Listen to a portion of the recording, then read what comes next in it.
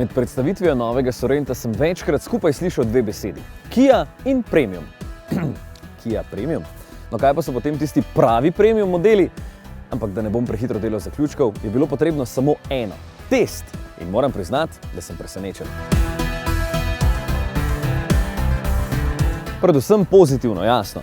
Od avta, ki stane preko 55.000 evrov, tudi moram pričakovati nekaj več. Vem, da se bo večina raje dodatno izkašala za kakšno bolj zvenečo znamko, ampak verjetno pri nobeni ne bo dobilo toliko vsega. Najprej recimo prostora. Avto je že naravnost ogromen, skoraj 10 cm daljši od starega, tako da zdaj v dolžino meri 4,78 metra. Bistveno daljša je tudi medosna razdalja, kar se še kako pozna tudi v kabini. Prostora je veliko, tudi prtljažnik je z več kot 600 litri pripravljen pogoltniti marsikaj, le dno je malo visoko od tal, kot pri vseh takšnih SUV-jih, ki imajo 4-kolesni pogon. Avto tehta slabi 2 toni, zato me je precej bolj zanimala vožnja. In tukaj zame še največji napredek.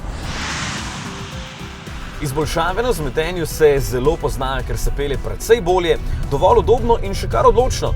Tudi hitrejše menjave smeri se ne poznajo toliko kot prej, se pa vidi, da je Sorento res ustvarjen za vožnjo po cesti, ker terena skoraj ne bo videl in tudi ne bi prišel daleč s takšnim pogonom. Samo na volanu bi lahko bil malo boljši občutek, ampak je že zdaj občutno boljši kot prej.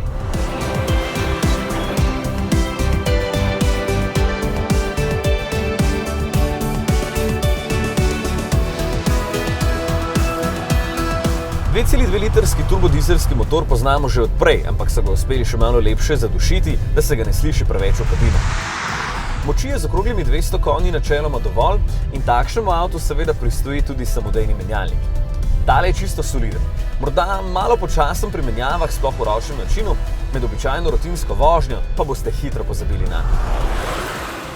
Poraba na testu je dobrih 9 litrov, kar ni malo, je pa nekako pričakovano, ker je imel podobno tudi Hyundai Grand Santa Fe z enakim pogonom.